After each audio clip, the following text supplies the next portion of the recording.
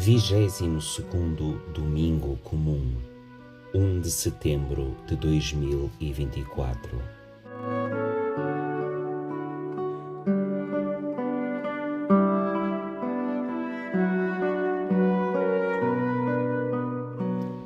Evangelho de São Marcos, capítulo 7, versículos 1 a 23. Glória a ti, Senhor. Um dia encontraram-se com Jesus os fariseus e uns tantos doutores da lei vindos de Jerusalém. Eles repararam que alguns dos discípulos de Jesus comiam pão sem primeiro cumprir a cerimônia de lavar as mãos. É que todos os judeus, e de modo especial os fariseus, nunca comem sem lavar bem as mãos, conforme o costume dos antigos. Quando vêm do mercado, não comem sem se lavarem, e há muitas outras tradições que eles transformaram em leis e cumprem rigorosamente, tais como certa maneira de lavar os copos, as louças de barro e de cobre. Por isso os fariseus e os doutores da lei perguntaram a Jesus: por que é que os teus discípulos não seguem o costume dos antigos, mas comem sem lavar as mãos? E Jesus respondeu-lhes: razão tinha Isaías quando profetizou acerca de vós, hipócritas, conforme está escrito: este povo honra-me com palavras. É em vão que eles me adoram, pois ensinam doutrinas que não passam de regras feitas pelos homens. Para obedecerem aos ensinamentos dos homens, desprezam o mandamento de Deus. E acrescentou: facilmente põem de parte a lei de Deus, só para manterem a vossa tradição. Moisés, de facto, ensinou: honra o teu pai e a tua mãe. E disse também: aquele que falar mal do pai ou da mãe será condenado à morte.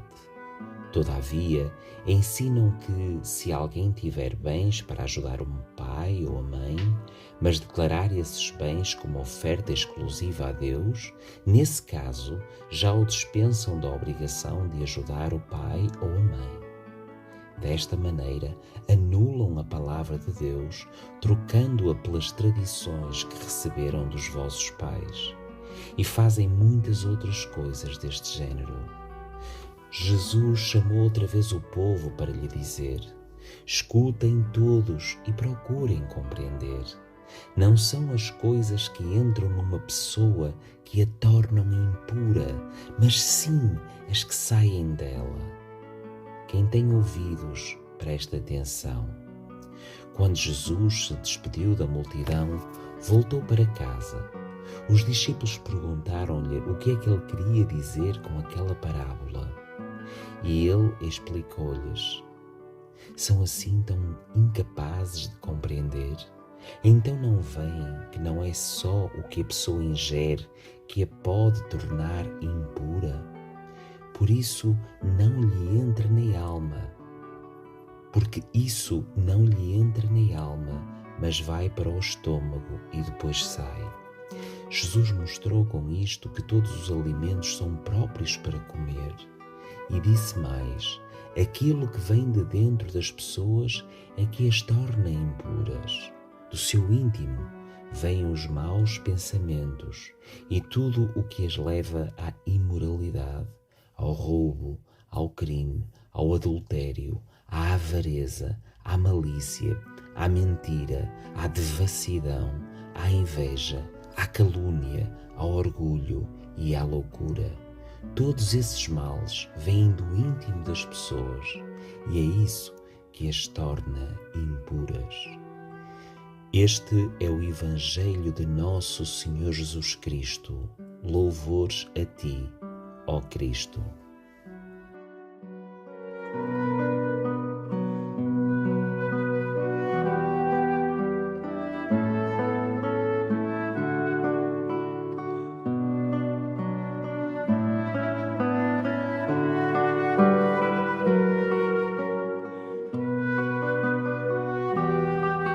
Em nome do Pai, e do Filho, e do Espírito Santo. Amém. Deus Criador, agradecemos-te por nos unires como família de Deus. Abre os nossos ouvidos para te ouvir. Abre os nossos corações para te sentir. Abre as nossas mentes para te entender e desperta-nos para te servir. Amém. No Evangelho que escutamos, Jesus denuncia a atitude daqueles que fizeram do cumprimento externo e superficial da lei um valor absoluto, esquecendo que a lei é apenas um caminho para chegar a um compromisso efetivo com o projeto de Deus. A lei é um instrumento para algo maior. Na perspectiva de Jesus, a verdadeira religião não se centra no cumprimento formal das leis, mas num processo, num caminho de conversão que leve o homem e a mulher à comunhão profunda com Deus e a viver numa real partilha de amor com os irmãos, amando a Deus e amando o próximo, seu irmão. O Evangelho mostra-nos precisamente a reação dos fariseus e dos doutores da lei à ação de Jesus. Para os fariseus, a tradição dos antigos não se cingia às normas escritas contidas na lei, a Torá, mas abrangia um imenso conjunto de leis orais, onde apareciam as decisões e as sentenças dos rabis acerca dos mais diversos temas. Na época de Jesus, essa tradição dos antigos constava de 613 leis, tantas quantas as letras do Decálogo dado a Moisés no Monte Sinai, das quais 248 eram preceitos de formulação positiva e 365 eram preceitos de formulação negativa. Essas leis, que o povo tinha dificuldade em conhecer na sua totalidade e que tinha ainda mais dificuldade em praticar, eram para os fariseus o caminho para tornar Israel um povo santo e para apressar a vinda libertadora do Messias. Vai ser precisamente à volta desta temática que se vai centrar a polêmica entre Jesus e os fariseus que o Evangelho hoje nos relata. Para Jesus Cristo, a obsessão dos fariseus com os ritos externos de purificação é um sintoma de uma grave deficiência quanto à forma de ver e de viver a religião. Por isso Jesus responde ao reparo dos fariseus com dureza, partindo da Escritura e da análise da praxis dos judeus. Jesus denuncia essa vivência religiosa que aponta apenas na repetição de práticas externas e formalistas, mas que não se preocupa com a vontade de Deus. Diz, e passo a citar, este povo honra-me com os lábios, mas o seu coração está longe de mim. Versículo 6. Ou com o amor aos irmãos. Trata-se de uma religião vazia e estéril. É em vão o culto que me prestam, diz-nos Jesus, no versículo 7, que não vem de Deus, mas foi inventada pelos homens. As doutrinas que ensinam não passam de preceitos humanos. Àqueles que apostam na religião dos ritos estéreis, Jesus chama hipócritas. Interessa-lhes mais o parecer do que o ser, a materialidade do que a essência das coisas. Eles cumprem as regras, mas não amam.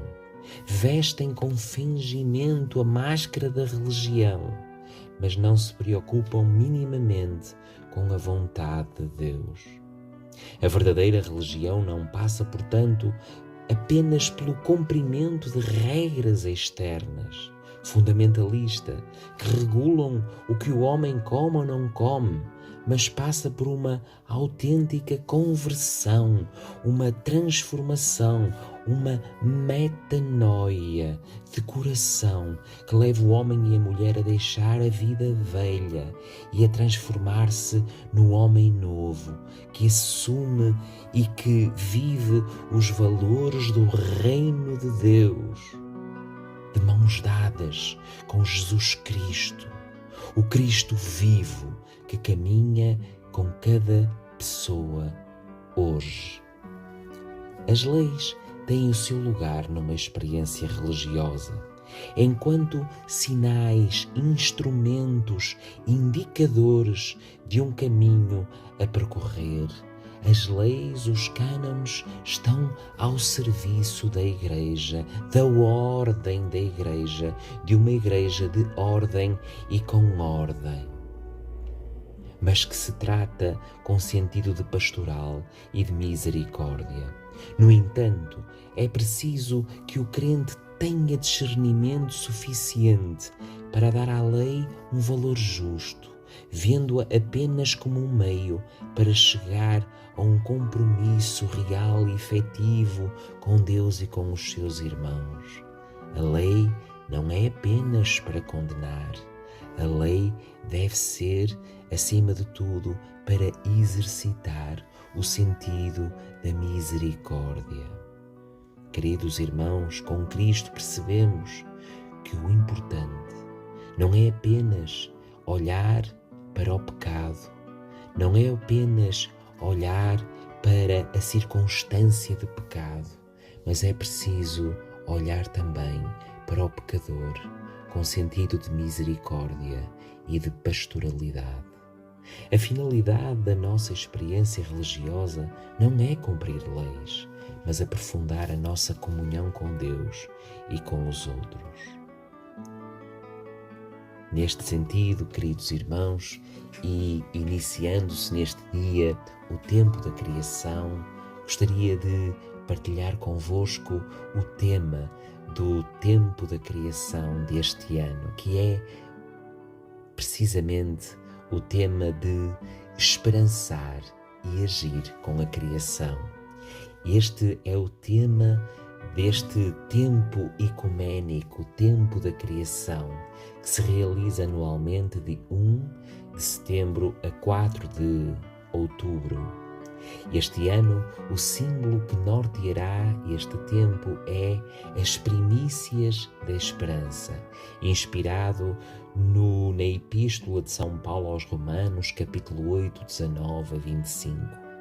Os tempos que vivemos mostram que não nos relacionamos com a terra como uma dádiva do nosso Criador, mas como um recurso a ser utilizado. A criação geme por causa do nosso egoísmo e das nossas ações insustentáveis que a prejudicam. Contudo, a criação ensina-nos que a esperança está presente na espera, na expectativa de um futuro melhor. Esperançar, o verbo esperançar no contexto bíblico, não significa permanecer quieto e silencioso, mas sim gemer, clamar e lutar, trabalhar ativamente por uma nova vida e oportunidade de superar as várias dificuldades. A criação e todos os seres humanos são chamados a adorar o Criador, trabalhando juntos por um futuro dinâmico, no qual as primícias da esperança possam nascer e ser uma realidade para a geração presente e também para as gerações vindouras. Queridos irmãos, de coração aberto, disponíveis para sermos verdadeiros instrumentos de Deus, do Deus Criador, no cuidado com a criação e com as criaturas. Que assim seja, Em nome do Pai, do Filho e do Espírito Santo.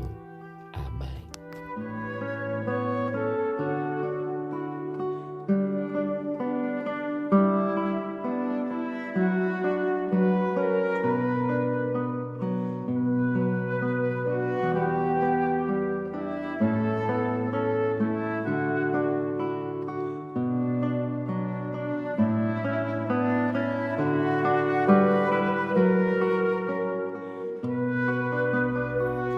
Oração própria para o tempo da criação. Ó Deus soberano e Senhor, Criador e conservador da terra, Tu que deste aos homens e mulheres domínio sobre os seus recursos, perdoa-nos o desperdício que fazemos dos Teus dons, ensina-nos a poupá-los e a usá-los retamente ao serviço de todo o Teu povo. Mediante Jesus Cristo, nosso Senhor. Amém. Neste domingo, elevamos ao Senhor uma oração pela comunhão de Porvoo, que celebra também a sua data constitutiva.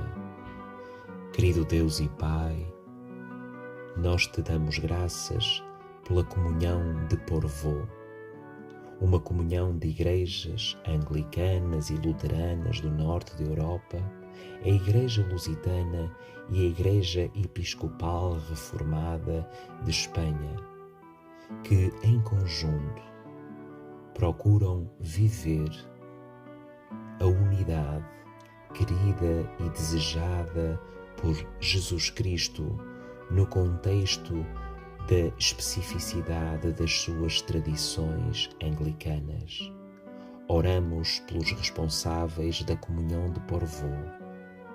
Pedimos, Senhor, sabedoria, abertura, disponibilidade, fraternidade e sentido de cooperação para que a chama da unidade, o caminho da unidade, seja cada vez mais uma realidade dentro das igrejas que integram a comunhão de Porvoo. Senhor, na Tua misericórdia, ouve a nossa oração. 22º Domingo Comum.